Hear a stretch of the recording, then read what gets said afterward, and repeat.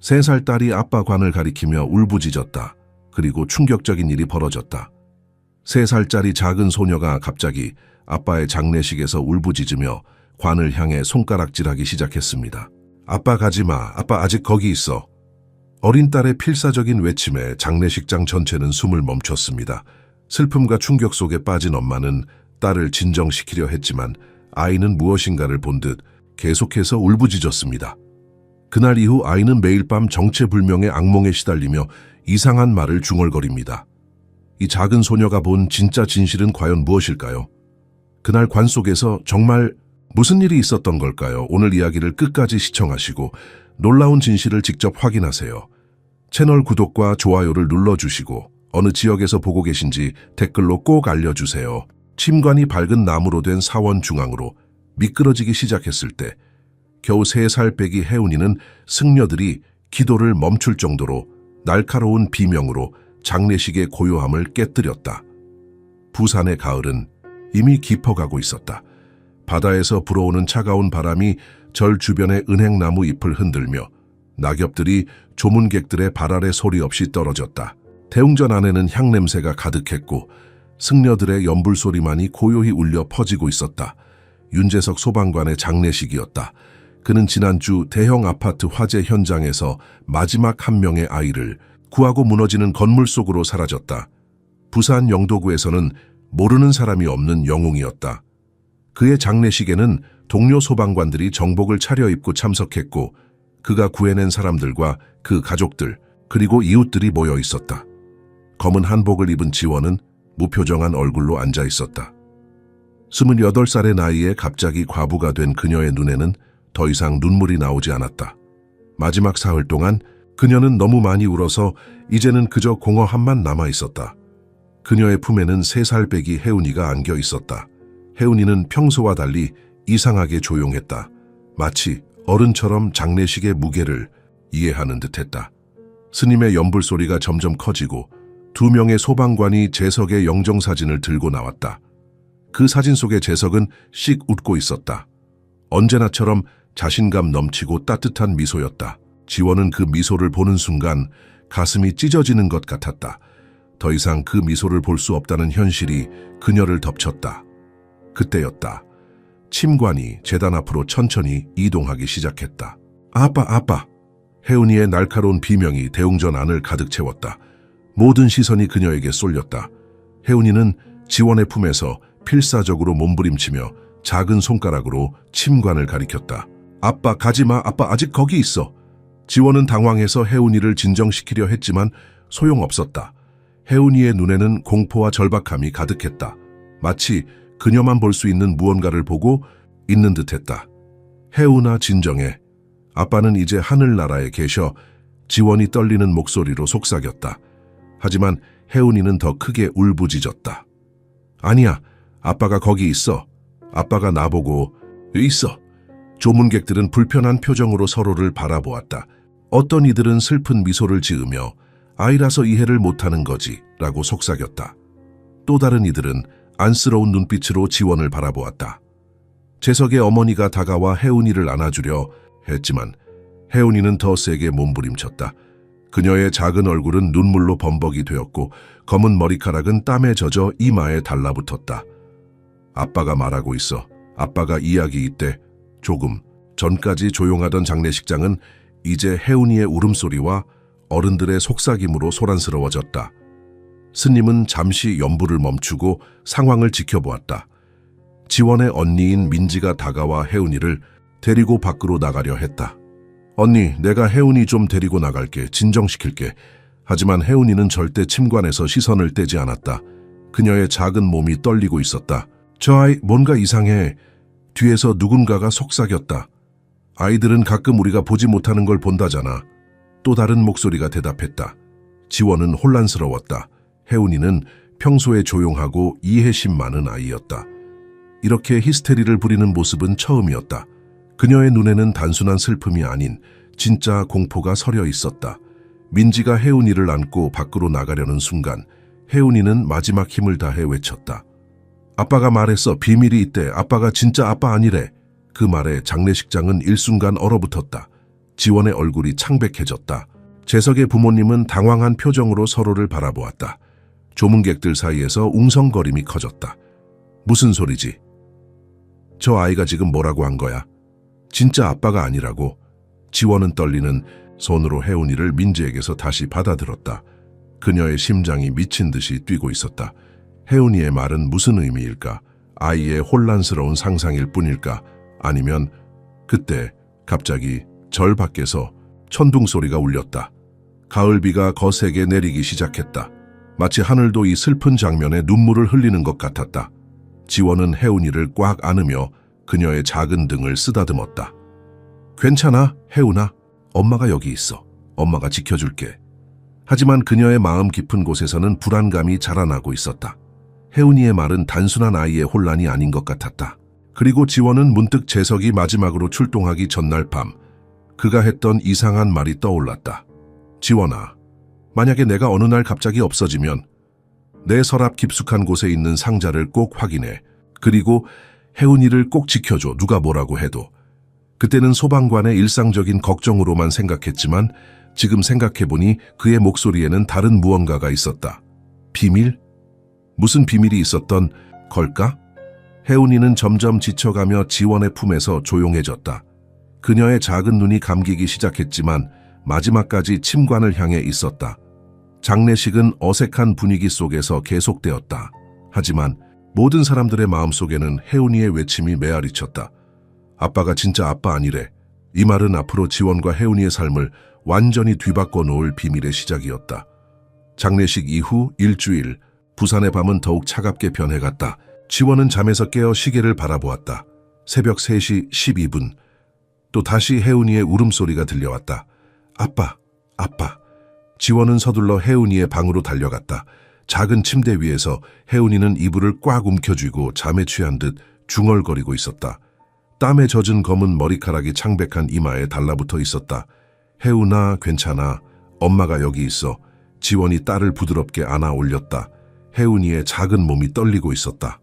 그녀의 눈은 여전히 감겨 있었지만 입에서는 불안한 말들이 흘러나왔다. 아빠가 가면 안 된대. 아빠가 나 데리러 온대. 비밀 상자 약속.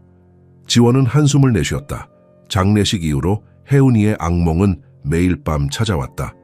때로는 잠에서 깨어 아빠가 여기 있었어 라고 소리치기도 했다.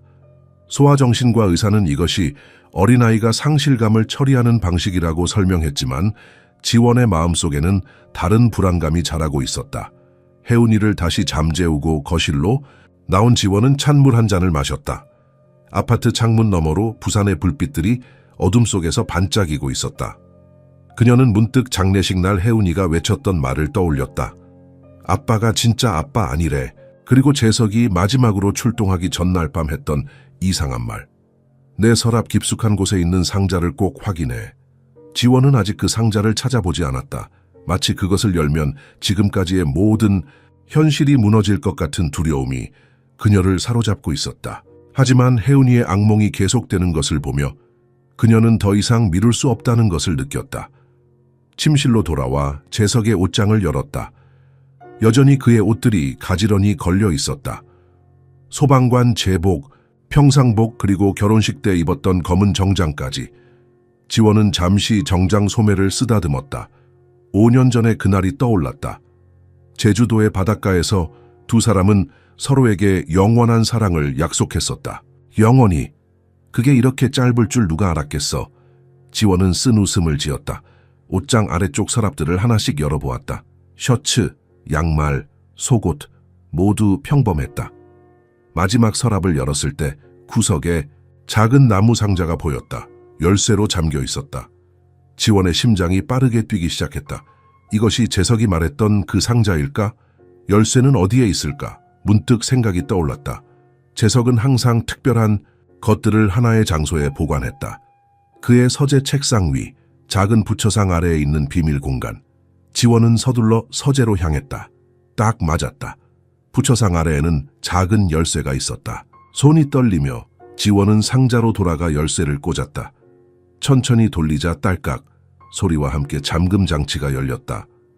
상자 안에는 봉투 하나와 몇 장의 사진, 그리고 접힌 서류들이 있었다.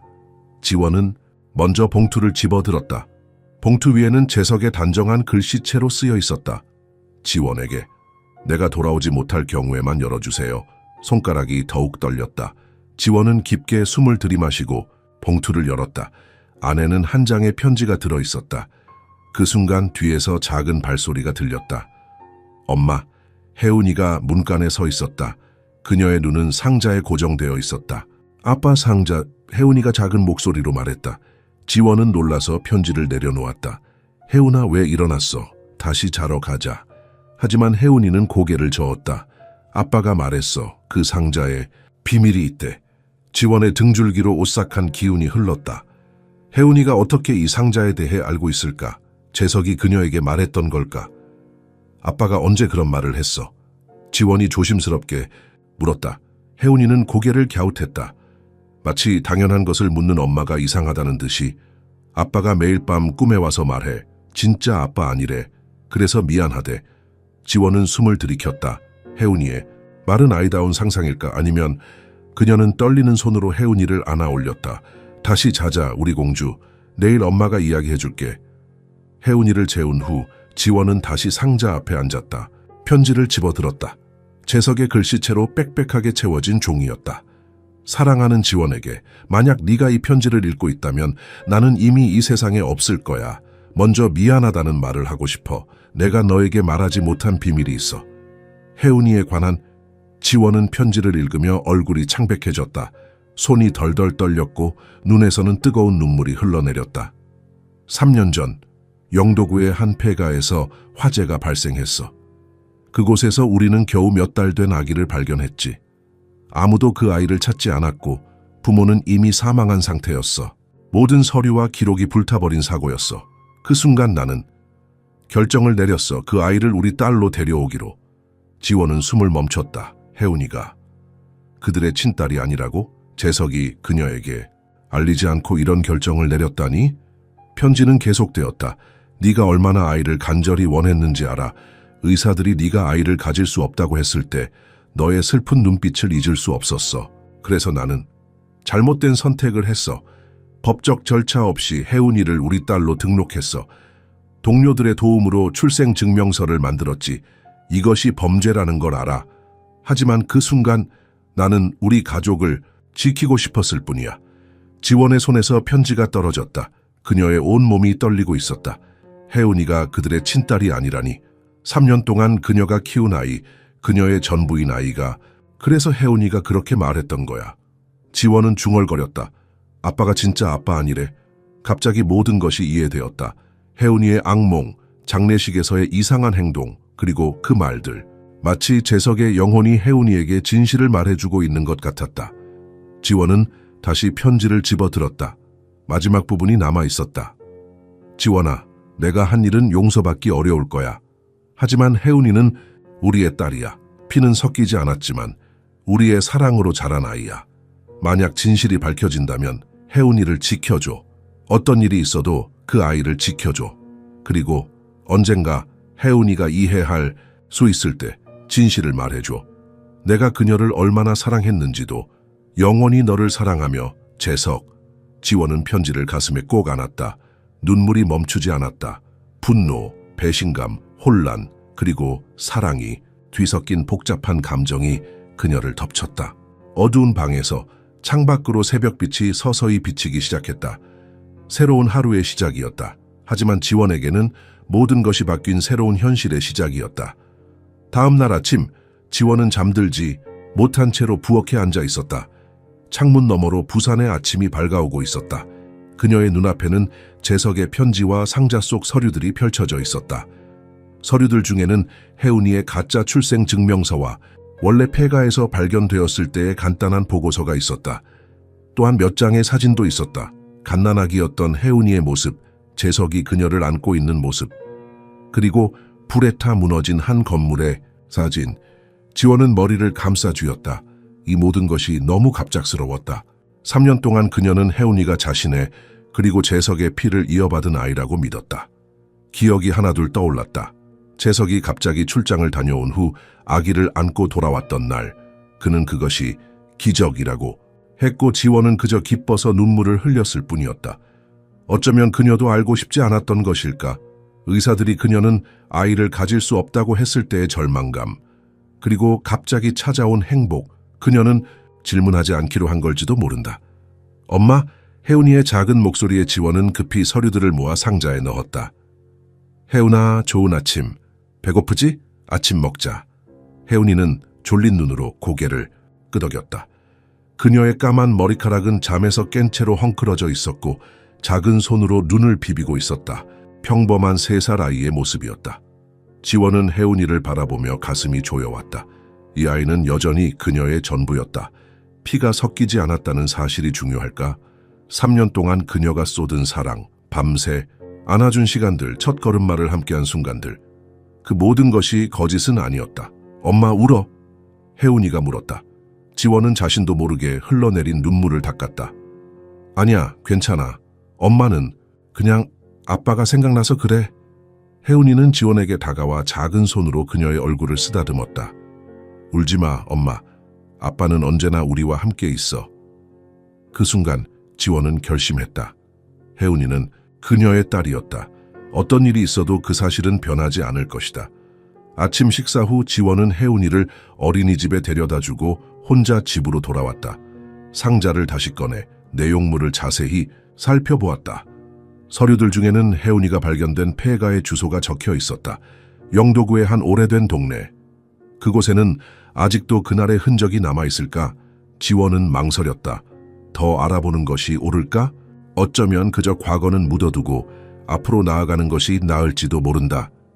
하지만 혜운이의 악몽이 계속된다면, 그녀가 자라면서 더 많은 질문을 하게 된다면, 결심을 굳힌 지원은 주소를 스마트폰에 입력하고 택시를 불렀다.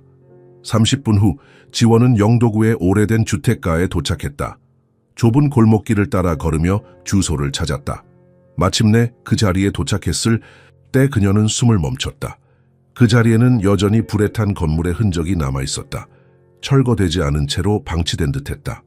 주변에는 위험 표지판이 세워져 있었고 임시 펜스가 둘러쳐져 있었다. 지원은 조심스럽게 주변을 둘러보았다. 옆집으로 보이는 곳에 노인 한 명이 마당에서 화분에 물을 주고 있었다. 저기요, 지원이 조심스럽게 다가갔다. 이 건물에 대해 혹시 아시는 것이 있으신가요? 노인은 지원을 의심스럽게 바라보았다. 왜 물으시나요? 지원은 잠시 망설였다. 무슨 말을 해야 할까? 저 3년 전 이곳에서 있었던 화재에 관심이 있어서요. 노인은 한숨을 내쉬었다. 참 불행한 일이었지.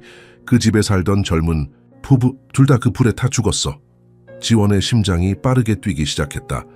혹시 그 부부에 대해 더 아시는 것이 있나요? 노인은 고개를 저었다. 잘 몰라. 이사 온 지 얼마 안 된 부부였어. 외국에서 왔다고 들었지. 남편은 한국인 같았는데 부인은 외국인이었던 것 같아. 아기가 있었다는 얘기는 들으셨나요? 지원이 조심스럽게 물었다. 노인의 표정이 갑자기 변했다. 아기? 아니, 그런 얘기는. 그는 말을 멈추고 지원을 자세히 바라보았다. 당신 누구시죠? 지원은 당황했다. 저는 그냥 관심이 있어서요. 노인은 고개를 저었다. 이상한 질문을 하시네요. 가보세요. 더 이상의 대화는 불가능해 보였다. 지원은 실망한 채로 그 자리를 떠나려 했다. 그때 노인의 목소리가 다시 들렸다. 잠깐만요. 지원이 돌아보자 노인은 주변을 살피더니 낮은 목소리로 말했다. 그 화재 이상했어. 밤중에 갑자기 시작됐고 불이 너무 빨리 번졌지. 소문에는 그게 사고가 아니었다는 말도 있었어. 지원은 숨을 들이켰다. 무슨 뜻이세요? 노인은 더 가까이 다가왔다. 소방서에서 조사할 때 누군가 일부러 불을 냈다는 의심이 있었다고. 들었어. 하지만 증거가 부족했나 봐. 결국 사고로 처리됐지. 방화. 지원의 머릿속에서 생각들이 빠르게 움직였다. 재석은 그 화재 현장에 있었다. 그는 무엇을 알고 있었을까? 그리고 노인은 망설이다가 말을 이었다. 그 집에 아기가 있었다는 이야기는 처음 들어. 부부에게 아이가 있었다는 소문은 없었어. 지원은 혼란스러웠다. 혜운이는 어디서 온 것일까? 진짜로 그 부부의 아이였을까? 아니면... 실례지만 지원이 마지막으로 물었다. 그 부부의 이름을 혹시 아세요? 노인은 잠시 생각하더니 대답했다. 남편 이름은 김태우였던 것 같아. 부인 이름은 외국 이름이라 기억이 안 나. 지원은 그 이름을 마음에 새겼다. 김태우. 혜운이의 진짜 아버지일까? 집으로 돌아오는 길, 지원의 마음은 더욱 무거워졌다. 상자 속 비밀은 더 깊은 의문들을 낳고 있었다. 방화 의혹, 정체불명의 부부, 그리고 어디서 왔는지 알 수 없는 혜운이. 집에 도착해 현관문을 열자 전화벨이 울렸다. 재석의 어머니였다. 지원아, 내일 좀 들를게. 혜운이도 보고 싶고 이야기할 것도 있어. 전화를 끊고 지원은 창가에 서서 멀리 바다를 바라보았다. 상자 속 비밀을 어떻게 해야 할까? 모든 것을 감추고 살아갈 수 있을까? 아니면 언젠가는 진실이 드러날 운명일까? 그녀의 시선이 재석의 사진으로 향했다. 당신이 왜 그랬는지 이제 알겠어요. 하지만 이제 어떻게 해야 할지 나에게 알려줘요. 방 안에는 침묵만이 흘렀다. 하지만 창밖에서 갑자기 바람이 불어 커튼을 흔들었다. 마치 누군가가 그녀의 말에 대답하는 것처럼. 다음 날 오후 재석의 어머니 박순자가 방문했다. 67세의 그녀는 여전히 아들의 죽음으로 인한 슬픔에 잠겨 있었지만 손녀 혜운이를 위해 강한 모습을 보여주려 노력했다. 현관문 앞에서 그녀는 작은 선물 상자를 들고 서 있었다. 혜운이 어디 있니? 순자가 들어서며 물었다. 방에서 놀고 있어요. 혜운아, 할머니 오셨어? 지원이 불렀다. 혜운이가 작은 발걸음으로 달려와 할머니를 껴안았다. 할머니. 순자는 미소를 지으며 혜운이의 머리를 쓰다듬었다. 우리 예쁜 혜운이, 할머니가 선물 가져왔어. 혜운이는 기쁨에 찬 눈으로 선물 상자를 받아들었다. 안에는 작은 인형이 들어있었다. 혜운아, 저기 방에서 잠시 놀고 있을래? 할머니랑 엄마가 이야기 좀 할게. 지원이 부드럽게 말했다.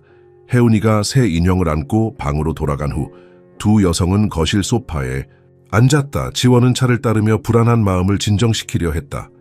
어젯밤부터 그녀는 재석의 어머니에게 진실을 말해야 할지 고민했다. 지원아, 순자가 말문을 열었다. 내가 오늘 온 이유는 재석이가 남긴 것 때문이야. 지원은 차를 내려놓으며 긴장했다. 무슨 뜻이세요? 순자는 가방에서 봉투 하나를 꺼냈다. 재석이가 몇 년 전 만약 자신에게 무슨 일이 생기면 이걸 너에게 전해달라고 했어. 그 아이가 항상 위험한 일을 하다 보니 만일의 경우를 대비한 것 같아. 지원의 손이 떨리기 시작했다. 또 다른 비밀? 그녀는 조심스럽게 봉투를 받아들었다.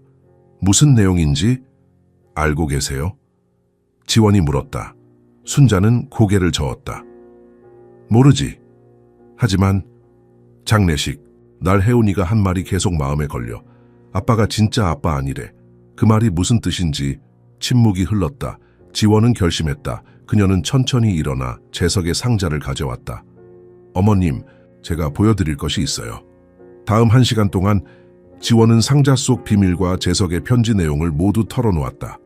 혜운이가 실은 화재 현장에서 구조된 아이라는 사실, 재석이 법적 절차 없이 그녀를 입양했다는 사실. 순자의 얼굴은 점점 창백해졌다. 이럴 수가, 재석이가 그런 일을. 저도 믿기지 않았어요. 지원이 말했다. 하지만 혜운이는 여전히 우리의 딸이에요. 제 마음은 변하지 않아요. 순자는 한동안 말이 없었다. 그녀의 눈에는 복잡한 감정이 서려 있었다. 지원아, 사실 나도 내게 말해야 할 것이 있어. 지원은 숨을 들이켰다. 무슨, 재석이, 그 아이는 친자식을 가질 수 없었어. 지원은 놀라서 말을 잇지 못했다. 순자가 계속했다. 어렸을 때 병을 앓았는데 그 후유증으로 의사들이 그렇게 말했어. 재석이는 너에게 말하지 않았지. 자신의 자존심 때문에, 그리고 너를 실망시키기 싫어서. 지원의 눈에 눈물이 고였다. 그래서 재석이 그런 선택을 했던 것인가? 둘 다 아이를 가질 수 없다는 사실을 알면서도 그는 지원에게 그것을 말하지 않았다. 대신 그는 그래서 혜운이를 데려온 거군요. 지원이 떨리는 목소리로 말했다. 순자는 고개를 끄덕였다. 내 생각에는 그래. 재석이는 너를 너무 사랑했어. 너의 슬픔을 견딜 수 없었던 지원은 창밖을 바라보았다. 해가 서서히 지고 있었다. 부산의 하늘은 붉게 물들어 있었다. 마치 3년 전 그 화재의 불길처럼. 그런데 순자가 다시 입을 열었다. 네가 영도구에 가봤다고 했지? 그 화재, 사실은 재석이가 그 사건을 조사하고 있었어. 지원이 놀라서 순자를 바라보았다. 무슨 뜻이에요? 재석이가 내게 말했어. 그 화재는 단순 사고가 아니었대. 경찰도 수사했지만 증거가 부족해 흐지부지 되어버렸어. 하지만 재석이는 계속 몰래 조사하고 있었어. 마지막까지. 지원의 머릿속에 의문이 꼬리를 물었다. 재석이 그 화재에 대해 무엇을 알고 있었던 걸까? 그리고 그것이 혜운이와 어떤 관련이 있을까? 어머님이 가져오신 봉투 열어봐도 될까요? 지원이 물었다. 순자는 고개를 끄덕였다. 지원은 조심스럽게 봉투를 열었다. 안에는 몇 장의 사진과 메모 그리고 USB가 들어있었다. 사진들은 화재 현장을 다양한 각도에서 찍은 것들이었다. 메모에는 재석의 필체로 날짜와 시간, 그리고 몇몇 이름들이 적혀 있었다. 이게 뭐죠? 지원이 혼란스러워하며 물었다. 순자는 고개를 저었다. 나도 잘 모르겠어. 재석이는 그저 만약 자신에게 무슨 일이 생기면 이것을 너에게 전해달라고만 했어. 지원은 USB를 바라보았다. 그 안에 모든 답이 있을까? 내일 경찰서에 가볼 생각이에요. 지원이 결심한 듯 말했다. 이 화재와 혜운이의 출처에 대해 알아봐야겠어요. 그때 혜운이의 방에서 울음소리가 들렸다. 두 여성은 서둘러 방으로 달려갔다. 혜운이는 침대 위에서 온몸을 떨며 울고 있었다. 새 인형은 바닥에 떨어져 있었다. 혜운아, 왜 그래? 무슨 일 있었어? 지원이 혜운이를 안아 올렸다. 혜운이는 흐느끼며 창밖을 가리켰다. 저기 있었어. 지원과 순자는 창밖을 바라보았지만 아무것도 보이지 않았다. 그저 어두워진 하늘과 멀리 빛나는 부산의 불빛들 뿐이었다. 뭐가 보였어, 혜운아? 지원이 부드럽게 물었다. 혜운이는 지원의 품에 더 깊이 파고들었다. 까만 사람, 창문에 서 있었어. 무서웠어. 지원과 순자는 서로를 쳐다보았다. 둘 다 불안한 기색이 역력했다. 누군가 우리를 지켜보고 있는 걸까요? 지원이 낮은 목소리로 물었다. 순자는 침착하게 대답했다. 아마 혜운이의 상상일 거야. 하지만 일단 경찰에 연락해볼게. 지원은 혜운이를 꼭 아는 채 창밖을 응시했다. 혜운이의 말이 단순한 아이의 상상인지 아니면 실제로 누군가가 그들을 감시하고 있는 것인지 판단할 수 없었다. 하지만 한 가지는 확실했다. 재석이 남긴 상자와 USB 속 비밀이 무엇이든 그것은 단순한 입양의 비밀보다 훨씬 복잡하고 위험한 것 같았다. 순자가 경찰에 전화를 거는 동안 지원은 혜운이를 안고 창문에서 멀어졌다. 거실로 돌아와 혜운이를 소파에 앉히고 그녀는 재석의 사진을 바라보았다. 재석아, 우리에게 무슨 일이 벌어지고 있는 거야? 네가 남긴 비밀이 우리를 어디로 이끌고 있는 거지? 그리고 그녀는 혜운이를 바라보았다. 그 작은 얼굴에는 여전히 두려움이 서려 있었다. 3년 전 화재 속에서 구조된 이 아이의 진짜 정체는 무엇일까? 그리고 왜 누군가가 그들에게 관심을 보이고 있는 걸까? 진실은 불길처럼 서서히 그들의 삶을 태우고 있었다. 그리고 지원은 그 불길 속에서 혜운이를 지켜내야 했다. 경찰이 온 그날 밤 순찰차 2대가 아파트 앞에 주차되면서 이웃들의 시선을 한 몸에 받았다. 경찰관들은 아파트를 둘러보았지만 침입자의 흔적은 발견하지 못했다. 그들은 단지 경계를 강화하겠다는 말만 남기고 떠났다. 하지만 그 짧은 방문은 이미 충분한 피해를 남겼다. 들었어? 윤재석의 집에 경찰이 왔대. 무슨 일이라고? 모르지. 하지만 요즘 그 집 분위기가 이상하다던데. 이틀 뒤 지원은 아침 일찍 혜운이를 데리고 동네 슈퍼마켓에 갔다. 평범한 일상을 되찾으려는 노력이었다. 하지만 그녀가 과일을 고르고 있을 때 뒤에서 속삭이는 목소리가 들렸다. 저기 봐, 윤재석 부인이야. 아, 그 사람 장례식 때 딸이 이상한 말 했다면서. 응, 친딸이 아니라는 소문도 있대. 지원은 굳어버렸다. 어떻게 이런 소문이... 그녀는 진열대를 꽉 잡았다. 누가 이런 이야기를 퍼뜨린 걸까? 엄마, 괜찮아? 혜운이가 물었다. 지원은 억지 미소를 지었다. 응, 괜찮아 우리 공주. 계산대로 향하던 중 한 중년 여성이 그녀 앞을 막아섰다. 지원이 중학교 때부터 알고 지내던 이웃 김영숙이었다. 지원씨, 한마디만 할게. 영숙의 목소리는 낮았지만 모든 사람이 들을 수 있을 만큼 또렷했다. 거짓말로 살아가는 건 좋지 않아. 특히 아이한테는. 지원은 얼어붙었다. 무슨 말씀이신지. 다들 알고 있어. 혜운이가 당신 친딸이 아니라는 거. 영숙의 눈에는 혐오감이 서려 있었다. 그동안 우리에게 거짓말하고 재석 씨 장례식에서도 위선을 떨다니 부끄러운 줄 알아야지. 슈퍼마켓 안이 갑자기 조용해졌다. 모든 사람들의 시선이 지원에게 쏠렸다. 그녀는 혜은이의 손을 꽉 잡았다. 영숙 씨, 이건 우리 가족의 일이에요. 제발. 가족? 영숙이 비웃었다. 불법으로 데려온 아이와 사기꾼 남편이 무슨 가족이야. 당신도 공범이잖아. 지원의 눈에 눈물이 고였다. 어떻게 이런 일이? 누가 이 비밀을 누설한 걸까? 그때 낯선 목소리가 들렸다. 그만하세요. 소방서 제복을 입은 젊은 남성이 다가왔다. 재석의 동료 김민호였다. 윤재석은 영웅입니다. 그리고 그의 가족은 존중받을 권리가 있어요. 민호가 단호하게 말했다. 영숙은 코웃음을 쳤다. 영궁 아이를 불법으로 데려온 사람이 당신도 알고 있었던 거야? 민호는 침착하게 대답했다. 저는 윤재석 씨가 어떤 사람인지 알고 있습니다. 그가 무슨 일을 했든 다 이유가 있었을 겁니다. 지원은 혜은이를 안고 슈퍼마켓을 빠져나왔다. 뒤에서는 여전히 수군거리는 소리가 들렸다. 집으로 돌아오는 길, 지원은 눈물을 참으며 혜은이에게 애써 미소 지었다. 괜찮아, 혜은아. 우리는 아무 잘못도 없어. 하지만 그녀의 마음속에서는 분노와 두려움이 뒤섞였다. 누가 이 비밀을 퍼뜨린 걸까? 재석의 어머니. 아니, 그럴 리 없다. 어제 경찰? 하지만 그들은 혜은이의 상황에 대해 알지 못했다. 집에 도착하자마자 지원은 재석의 USB를 컴퓨터에 연결했다. 안에는 수십 개의 파일들이 있었다. 사진, 문서, 그리고 음성 녹음 파일도 여러 개 있었다. 그녀는 첫 번째 문서를 열었다. 영도구 화재 조사 비공식기라는 제목의 문서였다.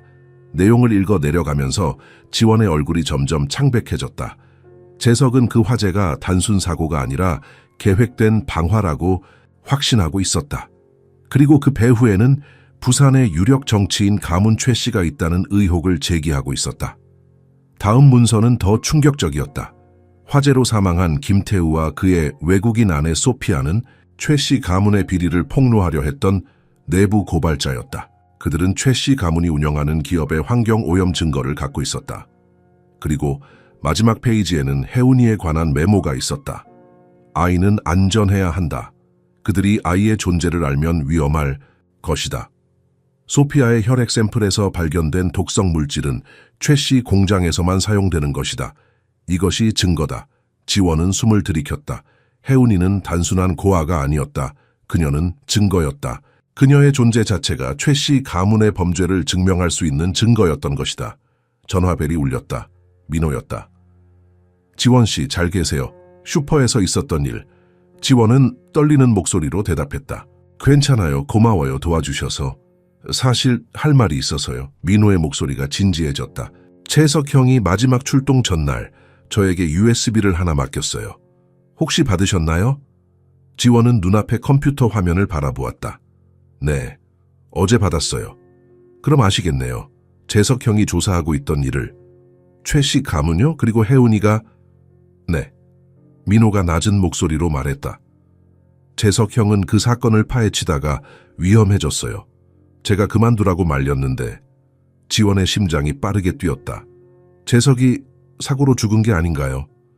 전화 너머로 긴 침묵이 흘렀다. 확실한 증거는 없어요. 민호가 마침내 대답했다. 하지만 그날 화재 현장에서 몇 가지 이상한 점이 있었어요. 형이 들어간 건물이 갑자기 무너진 것도. 지원은 창밖을 바라보았다. 혜은이는 소파에서 인형을 안고 잠들어 있었다. 이 작은 아이가 그렇게 큰 비밀과 위험을 품고 있다니 어떻게 소문이 퍼진 걸까요? 혜은이에 관한 지원이 물었다. 아마도 민호가 망설였다. 최 씨 가문이 뭔가 알아챈 것 같아요. 최근에 그쪽에서 재석 형의 과거 행적을 조사하는 사람들이 있다는 소문이 있었거든요. 그때 창밖에서 차 한 대가 지원의 아파트 앞에 주차하는 것이 보였다. 낯선 차였다. 민호 씨, 나중에 다시 전화할게요. 지원이 서둘러 말했다. 전화를 끊고 창가로 다가갔다. 차에서 노부부가 내리고 있었다. 그들은 아파트 입구를 바라보다가 지원의 창문을 향해 고개를 들었다. 그 순간 지원은 그들이 누구인지 직감적으로 알았다. 혜은이의 진짜 할아버지와 할머니, 김태우와 소피아의 부모. 그들은 어떻게 여기까지 왔을까? 누가 그들에게 혜은이의 존재를 알렸을까? 지원은 혜은이를 바라보았다. 잠든 아이의 얼굴은 평화로웠다. 모든 비밀과 위험에도 불구하고 그녀는 여전히 순수한 아이일 뿐이었다. 초인종이 울렸다. 지원은 심호흡을 하고 문을 향해 걸어갔다. 이제 모든 진실을 마주할 시간이었다. 혜운이를 위해 그리고 재석의 희생이 헛되지 않게 하기 위해. 문을 열자 노부부의 눈에 눈물이 고여 있었다. 당신이 윤지원 씨인가요? 노인이 떨리는 목소리로 물었다. 지원은 고개를 끄덕였다. 네, 들어오세요. 그녀의 운명과 혜운이의 미래는 이제 완전히 새로운 국면을 맞이하고 있었다. 우리 손녀를 만날 수 있을까요? 김태우의 아버지 김준호가 지원의 거실에 앉아 떨리는 목소리로 물었다. 70대 초반의 그는 깊은 주름이 새겨진 얼굴과 슬픔이 담긴 눈빛을 가지고 있었다. 그의 옆에는 푸른 눈의 외국인, 여성 소피아의 어머니 엘레나가 앉아 있었다. 영국 출신인 그녀는 흰 머리카락을 단정하게 묶고 한국어를 서툴게 구사했다. 지원은 차를 따르며 시간을 벌었다. 그녀는 여전히 충격에서 벗어나지 못하고 있었다. 혜운이는 지금 자고 있어요. 어떻게 저희를 찾으셨나요? 3년이 걸렸습니다. 김준호가 대답했다. 처음에는 우리도 태우와 소피아와 함께 아이도 화재로 죽었다고 생각했어요. 장례식도 치렀죠. 엘레나가 손수건으로 눈물을 닦았다. 하지만 몇 달 전 기자가 찾아왔어요. 우리 손녀가 살아있을지도 모른다고. 지원의 심장이 빠르게 뛰었다. 기자요? 네, 최 씨 가문 비리를 조사하는 기자였어요. 그는 소방관이 화재 현장에서 아기를 구했다는 정보를 입수했다고 했습니다. 그리고 그 소방관이 윤재석이라는 사실도요. 지원은 얼어붙었다. 그 기자가 누구든 그는 재석의 비밀을 알고 있었다. 그리고 그것이 이제 퍼져나가고 있었다. 우리는 처음에 믿지 않았어요. 엘레나가 계속했다. 하지만 기자가 보여준 증거들, 소방서 기록 목격자 증언, 그리고 재석 씨의 죽음 이후 경찰이 조사를 시작했다는 소식까지. 김준호가 가방에서 서류 하나를 꺼냈다. DNA 검사를 부탁드려도 될까요? 혜운이가 정말 우리 손녀인지 확인하고 싶습니다. 지원은 창밖을 바라보았다. 그녀의 머릿속은 혼란스러웠다. 한편으로는 이 노부부가 불쌍했다. 아들과 며느리를 잃고 손녀도 잃었다고 생각했던 그들. 하지만 다른 한편으로는 혜운이는 지원의 딸이었다. 3년 동안 그녀가 키운 아이였다. 무슨 생각을 하고 계신지 알아요. 김준호가 지원의 표정을 읽고 말했다. 우리는 혜운이를 빼앗으려는 게 아닙니다. 다만 알 권리가 있다고 생각해요. 혜운이도 우리도. 엘레나가 부드럽게 덧붙였다. 혜운이는 소피아를 닮았어요. 사진으로 봤을 때 눈이 똑같아요. 지원은 깊은 숨을 내쉬었다. 혜운이를 키우는데 관여하고 싶으세요? 노부부는 서로를 바라보았다. 우리는 이제 너무 늙었어요. 김준호가 말했다. 아이를 키울 수 있는 상황이 아닙니다. 하지만 혜운이의 삶에 함께하고 싶어요. 할아버지와 할머니로서. 그리고 엘레나가 진지한 목소리로 말했다. 혜운이에게는 알 권리가 있어요. 그녀의 부모가 누구였는지, 어떤 사람들이었는지. 지원의 목에 무언가가 걸린 듯했다. 끝내 그녀는 고개를 끄덕였다. 이해해요. 하지만 혜운이는 아직 너무 어려요. 모든 것을 한꺼번에 받아들이기 힘들 거예요. 천천히 진행하면 돼요. 김준호가 제안했다. 우선은 그냥 친구처럼 만나는 것부터 시작하는 게 어떨까요? 그때 혜운이의 방에서 작은 발소리가 들렸다. 새 어른의 시선이 문 쪽으로 향했다.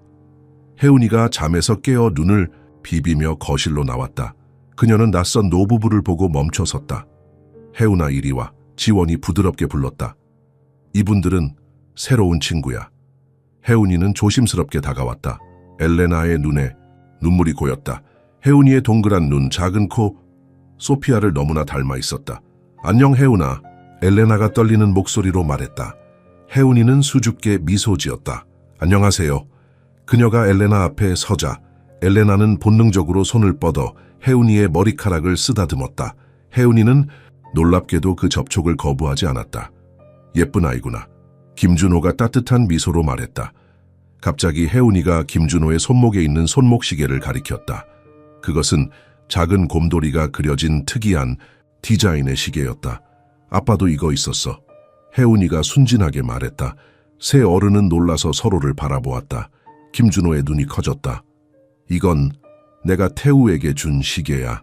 가족 대대로 내려오는 것이었지. 지원은 혼란스러웠다. 혜운이 아빠가 그런 시계를 가지고 있었다고? 재석이 그런 시기에는 혜운이는 고개를 흔들었다. 아니, 꿈에서 봤어. 다른 아빠가 차고 있었어. 침묵이 내려앉았다. 혜운이가 김태우의 모습을 꿈에서 보았다는 것인가? 어떻게 그것이 가능할까? 엘레나가 떨리는 손으로 가방에서 사진 한 장을 꺼냈다. 김태우와 소피아의 결혼식 사진이었다. 김태우의 손목에는 분명히 같은 시계가 차여 있었다. 혜운아, 이 사진 속 사람들을 알아? 엘레나가 조심스럽게 물었다. 혜운이는 사진을 유심히 바라보았다. 그녀의 작은 얼굴에 혼란스러운 표정이 스쳤다. 꿈에서 봤어. 김준호와 엘레나는 숨을 들이켰다. 지원도 마찬가지였다. 어떻게 혜운이가 한 번도 만난 적 없는 친부모를 알아볼 수 있을까? 혜운아, 지원이 떨리는 목소리로 물었다. 무슨 꿈을 꿨어? 혜운이는 순진한 눈으로 대답했다. 아빠랑 다른 엄마가 불 속에 있었어. 그들이 달려라고 말했어. 그리고 다른 아빠가 소중한 우리 혜운아, 너는 특별해라고 말했어. 엘레나가 흐느꼈다. 그것은 소피아가 혜운이에게 자주 했던 말이었다. 네오는 특별해. 김준호도 눈물을 참지 못했다. 지원은 혼란스러웠지만 혜운이를 안았다. 혜운아, 괜찮아. 이분들은 너를 많이 사랑하는 분들이야. 혜운이는 고개를 갸웃했다. 왜 울어요? 행복해서 그래, 혜운아. 지원이 대답했다. 때로는 사람들이 너무 행복해서 울기도 해. 혜운이는 그것을 이해하지 못했지만 순수한 마음으로 엘레나에게 다가가 작은 손으로 그녀의 눈물을 닦아주었다. 울지 마세요. 그 순간 지원은 결심했다. 혜운이가 누구의 아이든 중요한 것은 그녀가 사랑받는 것이었다. 그리고 여기 이 방에는 혜운이를 사랑하는 세 어른이 있었다. 우리 함께 혜운이를 위해 무언가를 할 수 있을 거예요. 지원이 말했다. 하지만 먼저 최 씨 가문에 대해 더 알아야 해요. 그들이 태우 씨와 소피아 씨를 해친 것이 사실이라면 혜운이도 위험할 수 있어요. 김준호는 진지한 표정으로 고개를 끄덕였다. 우리도 그 생각을 했습니다. 그래서 우리가 할 수 있는 모든 증거를 모았어요. 태우가 남긴 자료들, 소피아의 연구 노트, 그리고 최 씨 가문의 공장에서 유출된 독성 물질 샘플까지. 지원의 눈이 커졌다. 그게 재석이 말한 네. 김준호가 고개를 끄덕였다. 우리 아들과 며느리는 환경운동가였어요. 그들은 최 씨 가문의 공장이 부산 앞바다를 오염시키고 있다는 증거를 모으고 있었죠. 그리고 그 때문에 말을 끝맺지 못한 채 김준호의 눈에 분노와 슬픔이 교차했다. 엘레나가 이어받았다. 우리는 정의를 원해요. 태우와 소피아를 위해. 그리고 혜운이가 안전하게 자랄 수 있도록. 지원은 창밖을 바라보았다. 저녁이 깊어가고 있었다. 부산의 밤하늘에는 별들이 하나둘 빛나기 시작했다. 그녀의 앞에는 새로운 미래가 펼쳐지고 있었다. 두렵지만 동시에 희망차기도 한 미래. 함께 하겠습니다. 지원이 단호하게 말했다. 혜운이를 위해, 그리고 재석이 마무리하지 못한 일을 위해. 혜운이는 어른들의 대화를 이해하지 못한 채 행복하게 엘레나의 무릎에 앉아 그녀의 긴 머리카락을 가지고 놀고 있었다. 그녀의 순수한 미소 속에는 어떤 비밀도, 어떤 위험도 보이지 않았다. 그저 사랑받는 아이의 행복만이 있었다. 일주일이 지났다. 부산의 가을이 더욱 깊어가는 동안 지원의 아파트는 마치 전쟁 회의실처럼 변해 있었다. 거실 테이블 위에는 서류들이 펼쳐져 있었고 벽에는 최 씨 가문의 공장 사진과 환경 오염 데이터가 붙어 있었다. 재석이 남긴 USB의 내용과 김준호 부부가 가져온 자료들이 합쳐져 이제 그들은 상당한 증거를 확보하고 있었다. 지원과 민호, 김준호 부부는 매일 저녁 모여 전략을 논의했다. 그들의 목표는 분명했다. 최 씨 가문의 범죄를 밝히고 김태우와 소피아의 죽음의 정의를 실현하는 것. 그리고 무엇보다 혜운이를 안전하게 지키는 것. 그날 저녁 민호가 중요한 뉴스를 가지고 왔다. 내부 고발자를 찾았습니다. 그가 낮은 목소리로 말했다. 최 씨 공장에서 일하던 엔지니어예요. 그는 소피아가 수집한 데이터가 정확하다는 것을 증언할 수 있습니다. 지원은 깊은 숨을 내쉬었다. 좋아요. 이제 우리는 충분한 증거를 가지고 있어요. 경찰에 가야 할 때가 온 것 같아요. 엘레나가 걱정스럽게 물었다. 하지만 최 씨 가문은 영향력이 커요. 경찰도 그들 손아귀에 있는 건 아닌가요? 모두가 아닙니다. 민호가 대답했다. 제가 신뢰할 수 있는 형사가 있어요. 그는 재석 형의 사고에 대해서도 의문을 품고 있었어요. 계획은 세워졌다. 내일 아침 그들은 모든 증거를 가지고 경찰서로 갈 예정이었다. 하지만 인생은 항상 예상치 못한 방향으로 흘러간다. 다음 날 아침 지원이 혜운이를 깨우러 방에 들어갔을 때 놀라운 광경을 마주했다. 혜운이는 침대 위에 앉아 작은 손에 재석의 사진을 들고 있었다. 혜운아, 뭐 하고 있어? 지원이 부드럽게 물었다. 혜운이는 무거운 표정으로 사진을 바라보았다. 3살 배기 아이라고는 믿기 힘든 진지함이 그녀의 얼굴에 서려 있었다. 엄마, 아빠가 할 말이 있대. 지원은 천천히 침대 가장자리에 앉았다. 혜운이의 이런 순간들은 항상 그녀를 당황스럽게 했다. 아빠가 꿈에 나왔니? 혜운이는 고개를 끄덕였다. 아빠가 오늘 조심하래. 나쁜 사람들이 온대. 지원의 등줄기로 한기가 흘렀다. 혜운이의 예지몽 같은 말들은 이제까지 항상 어떤 형태로든 현실이 되었다. 어떤 나쁜 사람들이래? 까만 차 타고 오는 사람들. 혜운이가 대답했다. 아빠가 그래. 우리 오늘 집에 있지 말래. 지원은 즉시 민호에게 전화를 걸었다. 계획을 변경해야 했다. 그들은 경찰서로 직접 가는 대신 민호가 신뢰하는 형사를 다른 장소에서 만나기로 했다. 서둘러 필요한 물건들을 가방에 넣으며 지원은 혜운이에게 물었다. 혜운아, 오늘 할아버지 할머니 집에 가볼까? 혜운이는 고개를 끄덕였다. 응, 할아버지 할머니네 가고 싶어. 지원은 김준호 부부에게 전화를 걸었다. 그들은 즉시 동의했다. 우리 집으로 오세요. 여기가 안전할 거예요. 짐을 챙기는 동안 지원은 창밖을 내다보았다. 아직 수상한 차는 보이지 않았다. 하지만 혜운이의 말이 사실이라면 시간이 많지 않았다. 혜운아, 이리 와. 지원이 혜운이의 작은 배낭에 옷과 장난감을 넣어주었다. 우리 소풍 가는 거야, 알았지? 혜운이는 여전히 재석의 사진을 손에 꼭 쥐고 있었다. 아빠도 데려가도 돼? 지원은 미소 지었다. 물론이지. 아빠도 우리와 함께 갈 거야.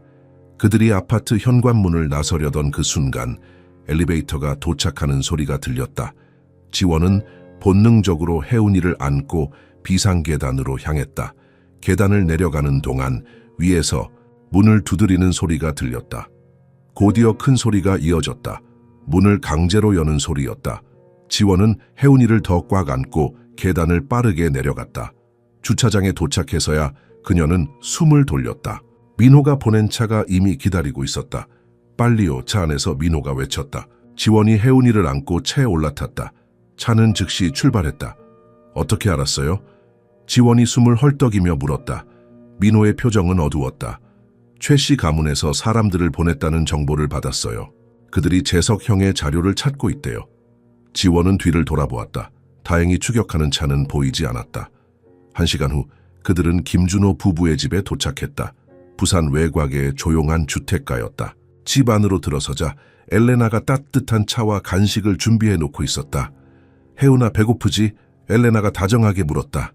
혜운이는 고개를 끄덕였다. 그녀는 이미 이곳을 제2의 집처럼 편안하게 여기고 있었다.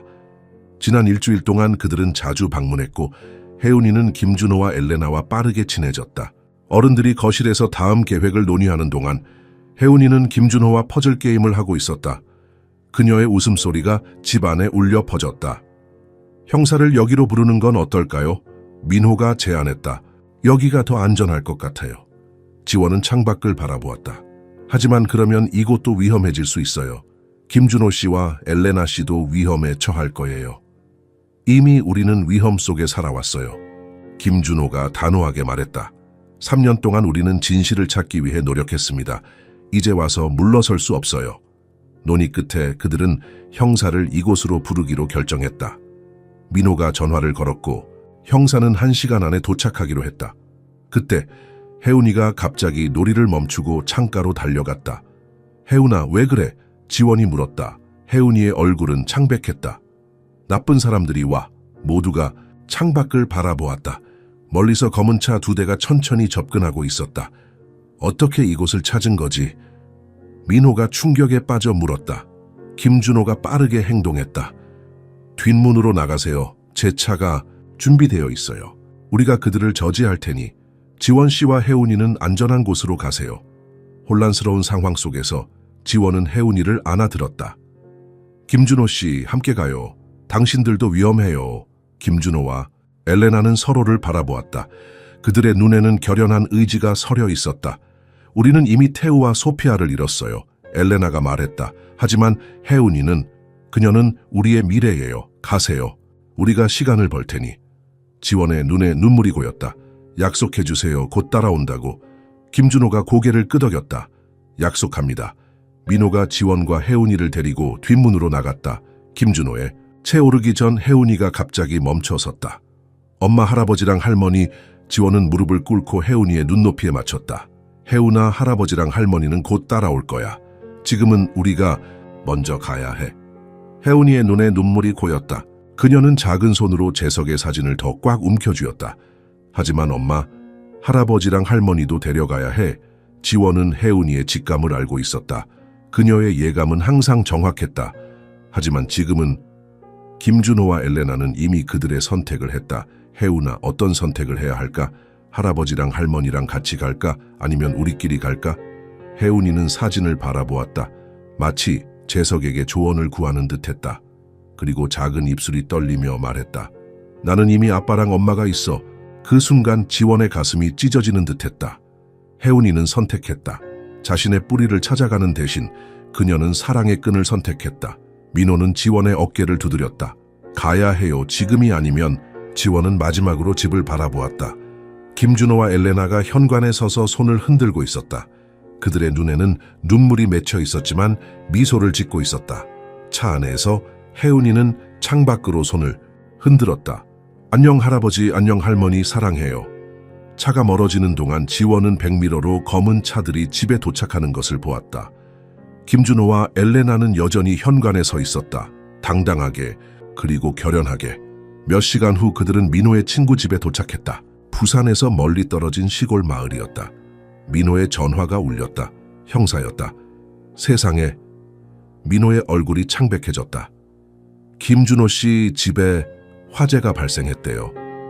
지원의 심장이 멈추는 듯했다. 혜운이는 잠들어 있었다. 작은 손에는 여전히 재석의 사진이 꼭 쥐어져 있었다. 역사는 반복되고 있었다. 불길 속에 진실이, 그리고 희생이 있었다. 뉴스는 빠르게 퍼졌다. 부산 외곽, 주택 화재로 노부부 사망. 방송사들은 단순 사고로 보도했지만 지원과 민호는 진실을 알고 있었다. 김준호와 엘레나는 혜운이를 지키기 위해 자신들의 목숨을 바쳤다. 시골 마을의 작은 집에서 지원은 텔레비전 앞에 망견자실한 채로 앉아 있었다. 눈물이 말을 새 없이 흘렀다. 혜운이는 옆방에서 잠들어 있었다. 아직 할아버지와 할머니의 죽음을 모르는 상태였다. 어떻게 3살 배기 아이에게 이 잔인한 진실을 말해줄 수 있을까? 지원 씨, 민호가 커피 2잔을 들고 왔다. 형사가 30분 후에 도착한대요. 모든 증거를 가지고 왔습니다. 지원은 고개를 끄덕였다. 이제 돌이킬 수 없는 지점에 이르렀다. 김준호와 엘레나의 희생은 헛되지 않을 것이다. 민호 씨, 혜운이를 어떻게 보호할 수 있을까요? 민호는 창밖을 바라보았다. 최 씨 가문이 체포되면 위험은 줄어들겠죠. 하지만 완전히 사라지진 않을 거예요. 그들이 혜운이가 살아있다는 걸 알아요. 그리고 그녀가 증거라는 것도. 지원의 목소리가 떨렸다. 민호는 고개를 끄덕였다. 그래서 우리가 법적 절차를 시작해야 해요. 혜운이의 신원을 합법적으로 정리하고 당신이 공식적인 양육권을 가질 수 있도록. 지원의 눈에 공포가 스쳤다. 혜운이를 빼앗길까 봐 두려워요. 재석의 불법 입양이 밝혀지면. 민호는 지원의 손을 잡았다. 두려워하지 마세요. 우리에겐 비밀 무기가 있어요. 그는 가방에서 봉투 하나를 꺼냈다. 재석이 남긴 또 다른 편지였다. 하지만 이번에는 법원용이었다. 재석 형은 언젠가 이런 일이 생길 것을 예상했어요.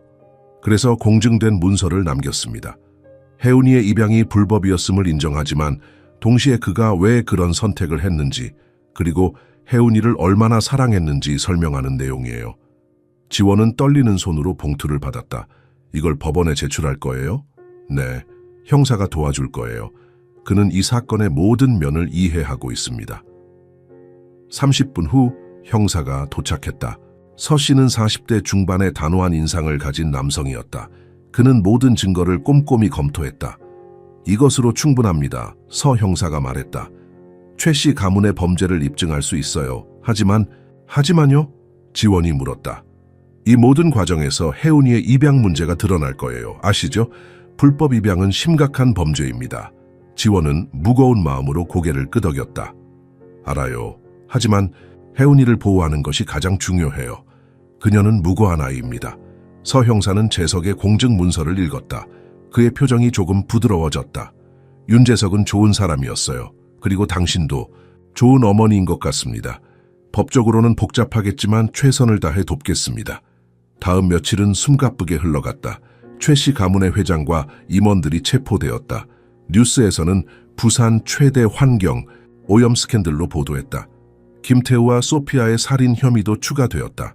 하지만 예상대로 혜은이의 신원 문제도 수면 위로 떠올랐다. 재석의 불법 입양이 드러나면서 아동보호기관이 개입했다. 혜은이는 일시적으로 위탁가정에 맡겨졌고 지원은 법적 양육권을 얻기 위한 싸움을 시작했다. 법정에서 지원은 눈물을 참으며 증언대에 섰다. 저는 3년 동안 혜은이의 어머니였습니다. 비록 피는 섞이지 않았지만 우리의 사랑은 진실했습니다.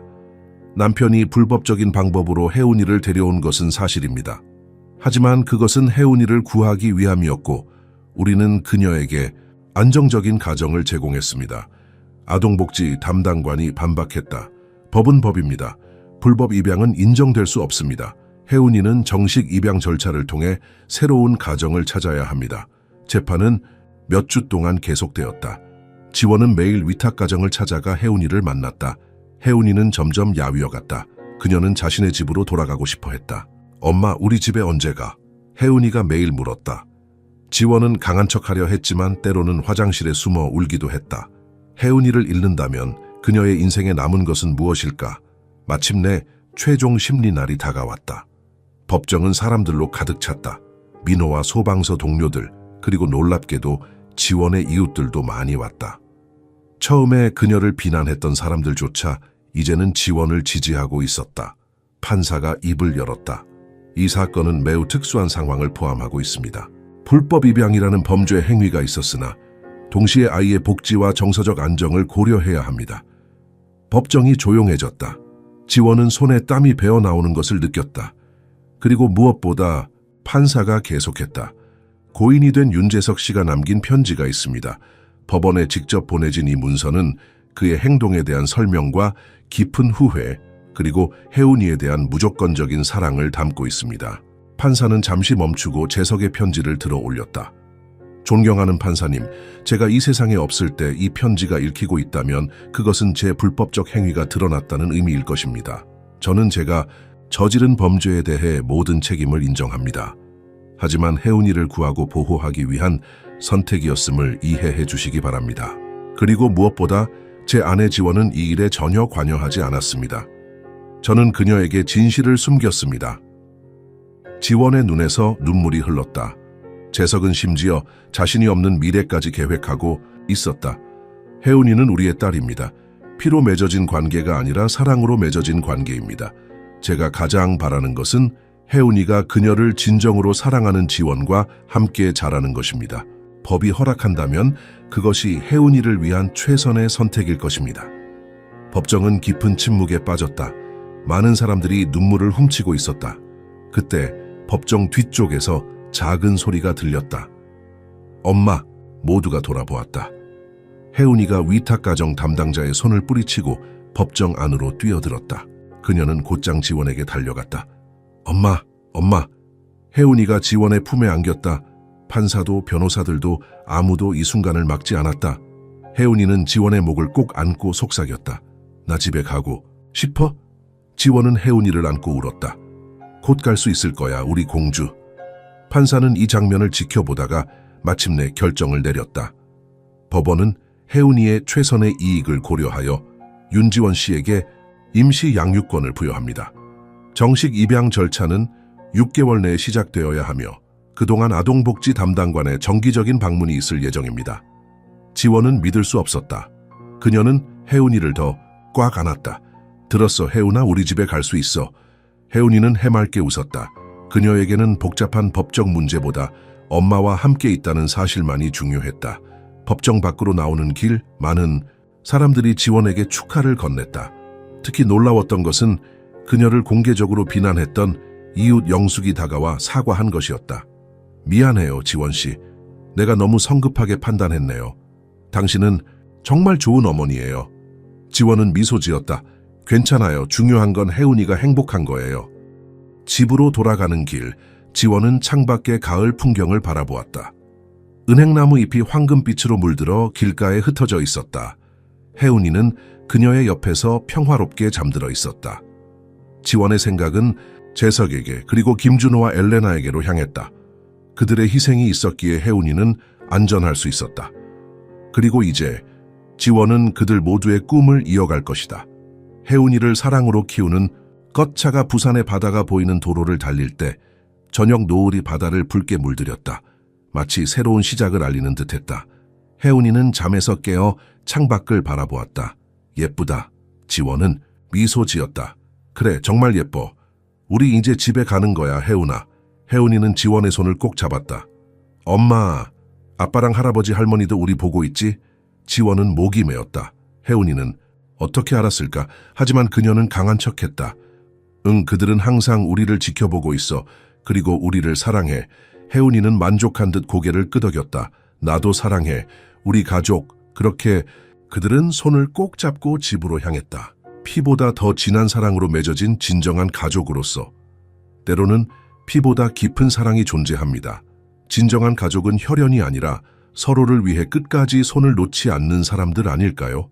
당신이라면 세상이 등을 돌려도 끝까지 지키려 했던 지원처럼 사랑을 선택할 수 있었을까요?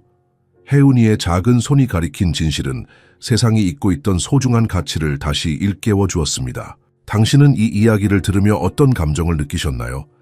만약 당신이 지원의 입장이었다면 어떤 선택을 했을까요? 오늘 이야기가 당신의 마음에 작은 울림이 되었다면 채널 구독과 좋아요를 눌러주세요. 주변에도 이 감동을 함께 나누고 싶다면 공유도 부탁드립니다. 그리고 댓글로 여러분의 생각과 어느 지역에서 시청하고 계신지 알려주세요. 여러분의 이야기를 듣고 싶습니다.